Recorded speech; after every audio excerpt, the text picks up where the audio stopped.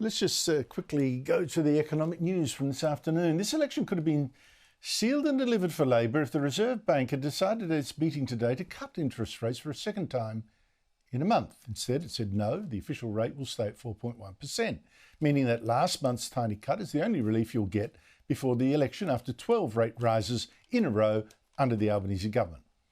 In fact, the Reserve Bank governor warned the bank was worried it could be getting harder to actually cut inflation much further. The board has discussed the possibility that there's more strength in the economy, which could make it harder to get inflation back down. Joining me is Leith van Onselen, co-founder of MacroBusiness, excellent blog site, and a former Federal Treasury official. Leith, great to have you on the show again. What does this decision tell you about our economy?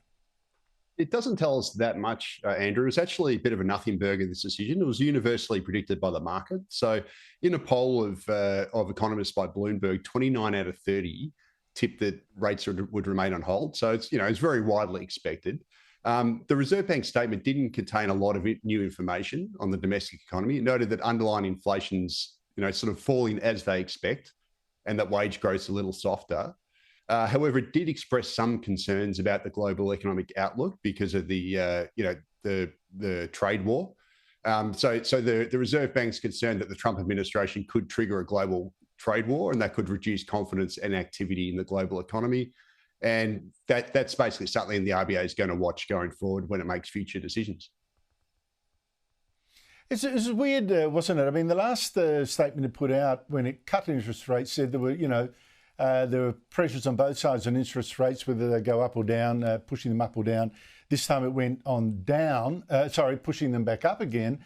But then when she was asked about this, the Reserve Bank Governor, Michele Bullock, tried to play that down like, oh, no, nothing's changed. It was almost like, she felt she didn't want to be part of the election hoo-ha. I don't know. What did you make of all that? Yeah, well, I mean, certainly she's playing a very, very straight bat.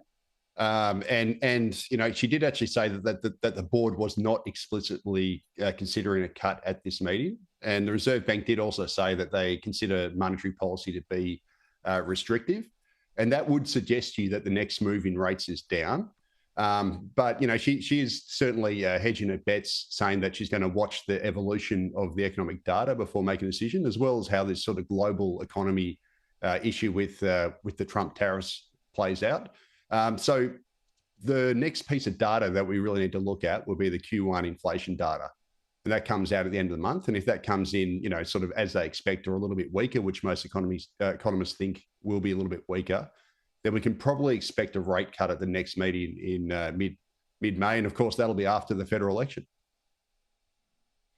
Yeah, good news, a rate cut, bad news because the economy's weaker. On Thursday, our time, US President Donald Trump will announce his latest round of tariff increases on imports to the US. He calls it Liberation Day. Now, ahead of that, Trump's trade representative has a warning for us because they've released a report claiming that Australia bans imports of uncooked American beef, pork and poultry, as well as apples and pears, and we have restrictive policies on patents and drug marketing. Anthony Albanese says, well, too bad. Here he is. Those issues are not up for negotiation from the Australian government. We will defend Australia's interests. The idea that we would weaken biosecurity laws is really that, as my mum would say, cutting off your nose to spite your face. I agree with the Prime Minister's position. I won't compromise on any of that for our country. So how seriously could Trump now hurt us by retaliating against any restrictions he deems to be unfair on our imports of American goods? Yeah, look, in terms of direct harm, I don't think there's too much for Australia to worry about. The US is actually a pretty small export market for Australia. So just to put it into perspective, Australia exports nearly 6 times as much in value of goods to China than we do to the US.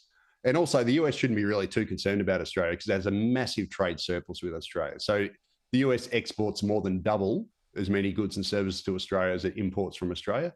The bigger risk, Andrew, are the indirect risks. So if this trade war, creates a slowdown in the global economy, reduces confidence and reduces economic activity, that'll obviously have spillovers to Australia. But the biggest problem, biggest issue potentially for Australia is if the US slaps big tariffs on China and China sells less stuff into the US, that would then mean that China would probably, buy less iron ore, coal, energy, those sorts of things from Australia. And then that's where the rubber would really hit the road for Australia. So I think it's the second round indirect impacts of the things that we've got to worry about.